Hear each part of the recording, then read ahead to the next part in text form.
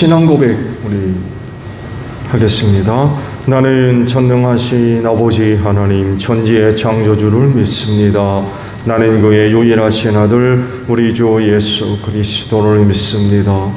그는 성령으로 잉태되어 동정녀 마리아에게서 나시고 본디오 빌라도에게 고난을 받아 십자가에 못 박혀 죽으시고 장사된 지 사흘 만에 죽은 자 가운데서 다시 살아나셨으며 하늘에 오르시어 전능하신 아버지 하나님 우편에 앉아 계시다가 거기로부터 살아있는 자와 죽은 자를 심판하러 오십니다.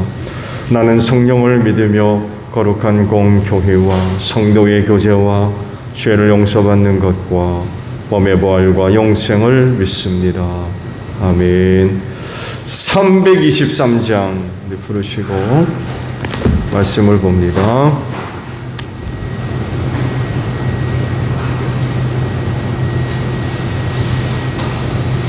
(323장이에요)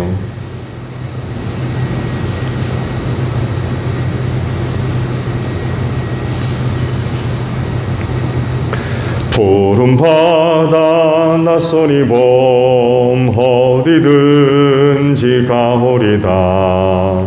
괴로우나 즐거우나 주만 따라가오리니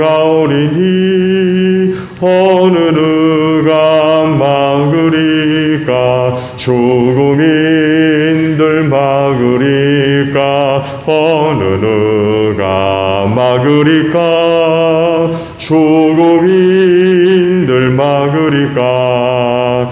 아골골 잡힌들에도 복음 들고 가오리다. 소돔 같은 거리에도 사랑 안고 찾아가서 종의 몸에 지닌 것도 아낌없이 드리리다. 종의 몸에 지닌 것도 아낌없이 드리리다. 천기 영광 모든 권세 주님 홀로 받으소서. 멸시천대 십자가는 제가 지고 가오리다. 이름 없이 빛도 없이 감사하며 섬기리다. 이름 없이 빛도 없이 감사하며 섬기리다. 아멘. 빌립보서 2장 19절로 30절 마지막 절까지 보겠습니다. 빌립보서 2장 19절에서 마지막 절이에요. 나는 주 예수 안에서 디모데를 여러분에게 곧 보내고 싶습니다. 그것은 나도 여러분의 형편을 알므로써 격려를 받으려는 것입니다. 나에게는 디모데와 같은 마음으로 진심으로 여러분의 형편을 염려해 줄 사람이 아무도 없습니다. 모두 다 자기의 일에만 관심이 있고 그리스도 예수의 일에는 관심이 없습니다. 그러나 디모데인 품은 여러분이 잘 알고 있습니다. 그는 자식의 아버지에게 하듯이 복음을 위하여 나와 함께 봉사하였습니다. 그러므로 내 일이 되어 가는 것을 보고 그를 곧 보낼 수 있기를 바랍니다. 그리고 나도 곧 가게 되리라는 것을 주님 안에서 확신합니다.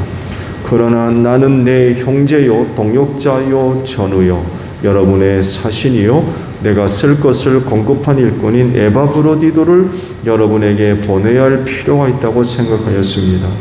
그는 여러분 모두를 그리워하고 있을 뿐만 아니라 자기가 병을 앓았다는 소식을 여러분이 들었기 때문에 몹시 걱정하고 있었습니다. 사실 그는 병이 나서 죽을 뻔하였습니다. 그러나 하느님께서 그를 불쌍히 여기시고 그만이 아니라 나도 불쌍히 여기셔서 나에게 겹치는 근심이 생기지 않게 해주셨습니다. 그러므로 내가 더욱 서둘러서 그를 보냅니다. 그것은 여러분이 그를 다시 보고서 기뻐하게 하려는 것이며 나도 나의 근심을 덜려는 것입니다. 그러므로 여러분은 주 안에서 기쁜 마음으로 그를 영접하십시오. 또 그와 같은 이들을 존경하십시오. 그는 그리스도의 일로 거의 죽을 뻔하였고 나를 위해서 여러분이 다하지 못한 봉사를 채우려고 자기 목숨을 아끼지 않은 사람이기 때문입니다. 아멘. 오늘은요, 두 곳에 있는 말씀을 봅니다. 19절하고 25절이에요. 자, 19절을 상반절을 보게 되면 나는 주 예수 안에서 디모데를 여러분에게 곧 보내고 싶습니다 라는 말씀이고요. 25절은 그러나 나는 내 형제요 동역자요 전우요 여러분의 사신이요 내가 쓸 것을 공급한 일꾼은 에바브로디도를 여러분에게 보내야 할 필요가 있다고 생각하였습니다 라는 말씀입니다. 주님은 누구를 대신 보내시려고 하실까요?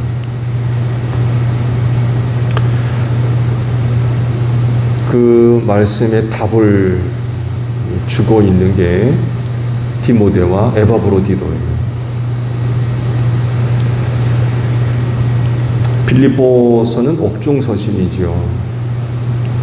즉 바울이 로마 감옥에 갇혀 있을 때 빌립보 교회에 보낸 서신서입니다. 근데 옥중서신이라고 해가지고 자유를 빼앗긴 그런 경우는 아니에요. 감옥에 갇혔다라고는 했지만 어느 정도 자유가 보장된 그런 상태에 있었어요. 물론 완전히 자유로운 생활은 아니었어요. 일정 부분 이제 자유가 허락된 제한된 자유죠. 그런 그 상태에 바울이 있었습니다. 그렇지만 어느 누구와 같이 자유로운 완전한 자유를 누려서 가고 싶은 데 가고 하고 싶은 데 하고 그런 상황은 아니었어요.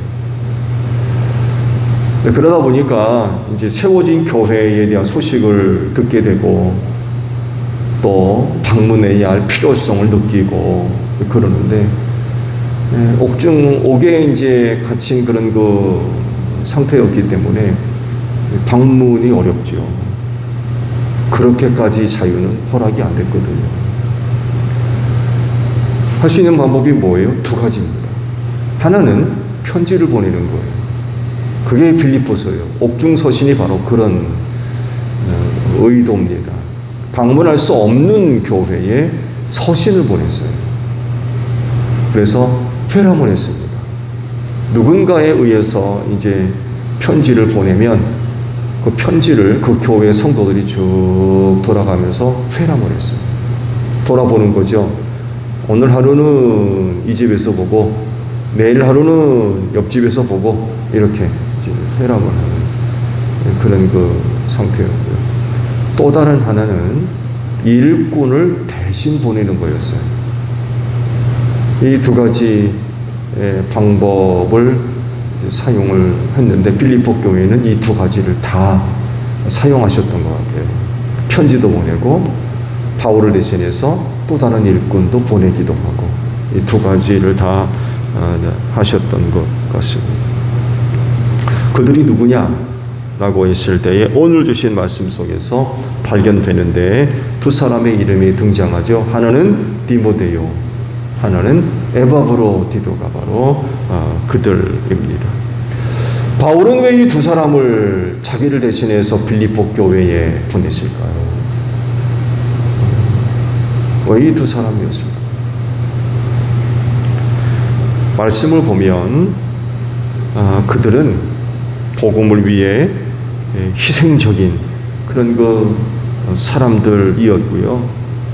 영적 압이 바울에게 각별했던 그런 사람들이었습니다. 디모데를 가리켜서는 이렇게 설명해요. 자식이 아버지에게 하듯이 자식이 아버지에게 하듯이 바울과 함께 동역을 했다. 이렇게 표현되어 있어요. 또 다른 시각으로 보면 바울은 디모데를 아들처럼 여겼고 디모데는 바울을 아버지처럼 여겼어요. 그래서 바울 곁에서 떠나지 않고 바울을 후원을 하고 또 돌봐주고 하면서 바울의 사역을 힘껏 도왔던 그런 사람이었습니다. 그리고 에바브로디도를 또 소개해줘. 주님의 일로 인하여서 병으로 나가지고 죽을 뻔했대요. 주의 일을 하다가 병든 것 같아요.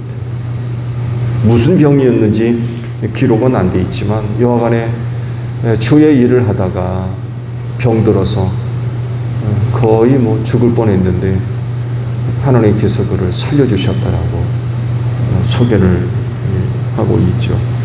또 그가 얼마만큼 충성되이 바울 곁에서 사역을 했는지 이렇게 설명되어 있죠. 바울을 위해요. 빌립보 교회 성도들이 다 하지 못한 그런 그 봉사를 채우기 위해서 자기 목숨을 아끼지 않았던 사람이다. 이렇게 표현되어 있어요. 디모데는 아들이 아버지에게 하듯 바울 곁에서 그의 사역을 도왔고 에바브로디도는 빌립보 교회 성도들이 다 하지 못한 봉사를 채우기 위해서 자기 목숨을 다했대요. 그럼 얼마만큼 충성을 했다는 얘기입니까? 얼마만큼? 하나는 아버지 되어야 된다. 하나는 자기 목숨을 내놓고 이렇게까지 바울 곁에서 떠나지 않고 바울을 돌보고 그와 함께 동역자로서 훌륭히 사역을 감당했었던 인물들이라는 거죠. 바로 이런 두 사람을 바울 자신을 대신해서 빌립보 교회에 보내려고 했었던 거죠. 그렇게까지 두 사람이 바울 곁에서 바울과 함께 동역을 하고 또 바울을 돌봐줬던 그런 그 사람들이라고 하면 참 신실하고 충성된 사람들이죠. 믿을 만한 사람들. 뭘 맡겨도 끝까지 그 일들을 감당할 만한 믿을 만한 사람들이었어요. 생각해 보세요. 바울의 입장에서 살펴봐야 할, 돌봐야 할 그런 그 교회들이 있는데 가지는 못하고 누군가를 보내서 대신 그 일을 맡겨야 한다면 누구를 보내겠습니까? 누구를? 신실하고 충성된 종을 보내지 않을 수가 없는 거예요. 그들이 누구냐? 디모데고 에바브로디도였어요. 아버지같이 여겨서 함께 동역을 하고 자기 목숨을 내놓을 정도로 바울을 위해 봉사를 채우는 그런 사람들이 바울 곁에 있었던 거죠. 그래서 누구는 그래요. 또 객관적으로 보더라도 바울이 그렇게 어마어마한 선교 사역을 혼자서는 절대로 감당할 수 없었다는 거예요. 하루에 1회 모두 한 3회에 걸쳐서 선교 여행을 다녔죠. 매번 5,000km에서 6,000km를 여행했다고 그래요. 비행기 타고? 말 타고요? 정말 거의 대부분이 배를 타고 걸어서 좀 더 나오면 마귀를 타고 그 정도예요. 근데 가는 족족마다 보통 힘든 일이 아니죠. 도시마다 뭐가 기다린다고요? 핍박이 기다린다고 했어요. 기대의 위협, 강의 위협, 강도의 위협, 굶주리고 매맞고 쫓겨나고 이루 말할 수 없는 그런 그 고통과 어려움을 겪으면서 5,000km, 6,000km를 다니면서 선교 여행을 다녔는데 그가 그 일을 그렇게 잘 감당할 수 있었던 건 그의 주변에 누가 있었어요? 디모데와 에바브로디도와 같은 그런 훌륭한 동역자들이 있었다는 거예요. 우리가 알려진 바에 의하면 혼자 다니지 않았습니다. 혼자. 그의 선교 기록된 말씀을 쭉 보게 되면 또 다른 많은 사람들이 언급이 안 돼 있어요. 근데 혼자 다닐 수가 없습니다. 길 앞잡이가 반드시 있었고요. 여행을 하려면 함께 가주는 사람, 천안 간다 그러면 천안까지 같이 가주는 사람 반드시 동행을 했습니다. 길의 위험이 너무 커가지고 혼자 여행하는 건 꿈도 꿀 수가 없었어요. 그래서 도착지에 누군가가 아는 사람이 있지 않으면 여행 자체를 할 수가 없었다고 그래요. 속에서 반드시 갖고 다녔고요. 그래서 사도 바울이 그 당시 그렇게 먼 거리를 오랫동안 선교하는 것 혼자가 아니라 팀이 있었다는 거예요. 팀. 많게는 10명 넘게, 적게는 5, 6명 정도. 항상 팀이 있었다. 혼자서는 감당할 수가 없어요. 사도 바울이 그렇게 성공적으로 선교 사역을 진행하고 또 완수할 수 있었던 건 그의 주변에 이런 사람들이 있었다는 거예요. 이런 사람. 정말 이런 사람들이 있으니까 그가 그 일을 감당해 나가죠. 주변에 이런 사람이 없었다고 그러면 아마 굉장히 어려웠을 거예요. 감사한 일이죠. 제가 첫 번째 질문을 다시 해볼까요? 주님은 누구를 보낼까요? 주님은 당신의 일을 감당해 나갈 수 있는 사람을 보내신다고 그러면 누구를 보내실까요? 바울이 두 사람을 소개하는 것을 보면 그들은 참 희생적이었어요.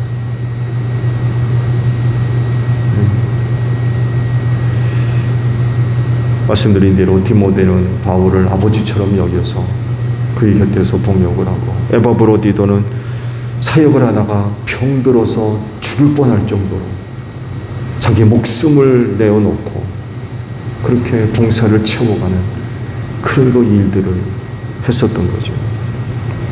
이런 사람들이었기 때문에 안심하고 자기를 대신해서 두 사람을 보낼 수 있었던 거죠. 주님은 누구를 보낼까요? 어떤 사람을 찾고 어떤 사람을 대신해서 그 일을 맡겨서 보내실까요? 주님도 같을 거예요. 디모데와 에바브로디도와 같은 사람을 찾지 않으실까?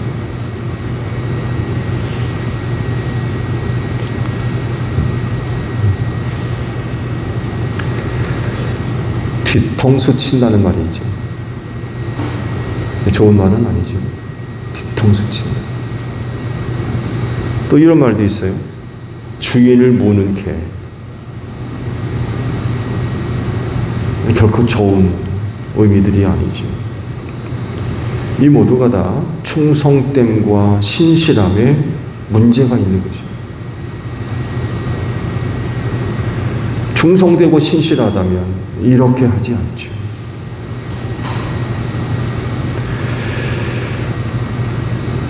그리스도인은 우리 예수님을 대신해서 세상으로 보냄받은 사람들인 줄로 믿습니다. 왜냐하면 예수를 믿는 사람들이거든요. 오늘도 이 부분에 대한 말씀, 설교가 준비되었는데 예수의 증인된 사람들입니다. 예수의 증인된 사람들. 그리고 이 역할을 잘 감당할 수 있도록 뭐도 주세요? 성령님까지 주셨습니다.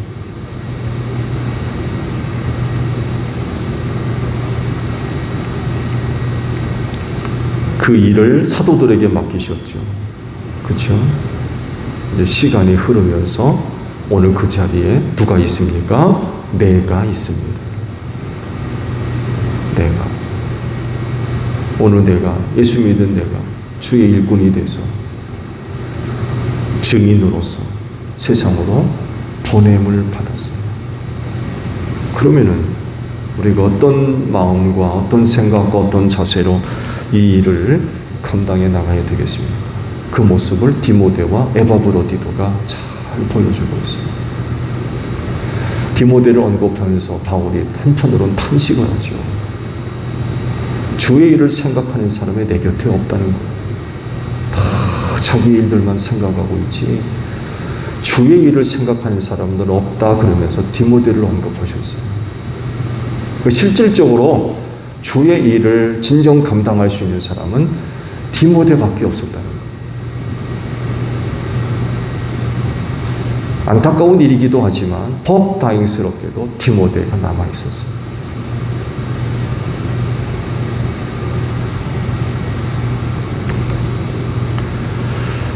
디모데와 에바브로디도가 바울에게 있어서 그런 사람들이었기 때문에 그런 그들을 보내도 그들은 어느 곳에 가서도 신실함과 충성됨을 잃어버리지 않는다는 거예요.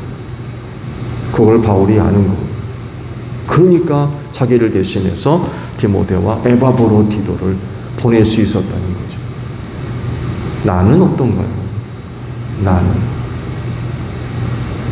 증인 삼으셔서 세상으로 보내셨다고 하는데 나는 과연 어떨까요? 그거 제대로 감당하겠습니까? 아니면은 도망가겠습니까? 그 일이 결코 쉽지 않아요. 바울을 대신해서 디모데나 에바브로디도가 빌립보 교회를 방문해야 되는데 이게 쉽지가 않은 거예요. 비행기 타고 가겠습니까? 자가용을 끌고 가겠습니까? 여행 그 자체가 힘든 거예요. 가까이 있었기 때문에 너무나도 잘하잖아요. 선교지를 방문하는 일이 이게 쉽지 않다는 거를 너무나도 잘하는 사람들이에요. 곁에 있으니까.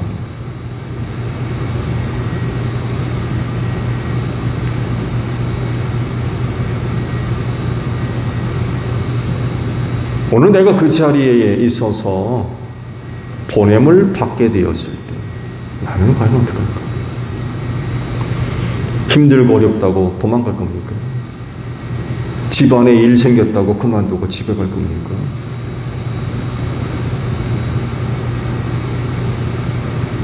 어떡하겠습니까?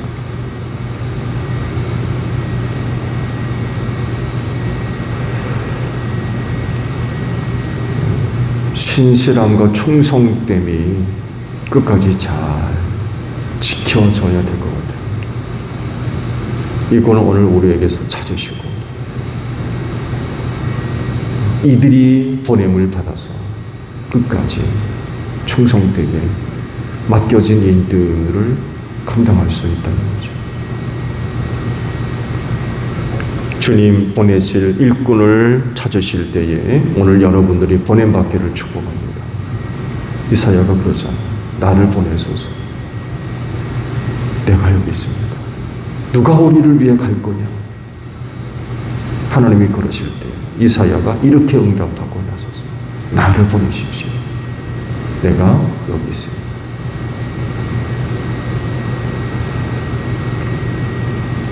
지금도 주님은 이런 일꾼들을 찾으시고 또 세상으로 보냄받을 만한 사람들을 찾고 계십니다. 오늘 하루도 세상 속으로 보냄받는 여러분들이 되시기를 바랍니다.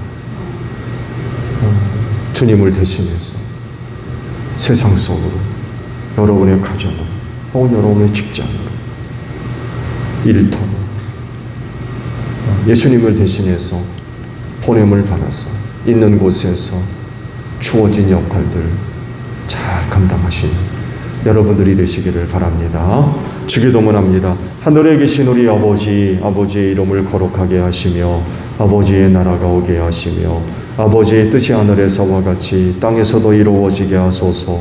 오늘 우리에게 일용할 양식을 주시고 우리가 우리에게 잘못한 사람을 용서하여 준 것 같이 우리 죄를 용서하여 주시고 우리를 시험에 빠지지 않게 하시고 악에서 구하소서. 나라와 권능과 영광이 영원히 아버지의 것입니다. 아멘. 기도하겠습니다.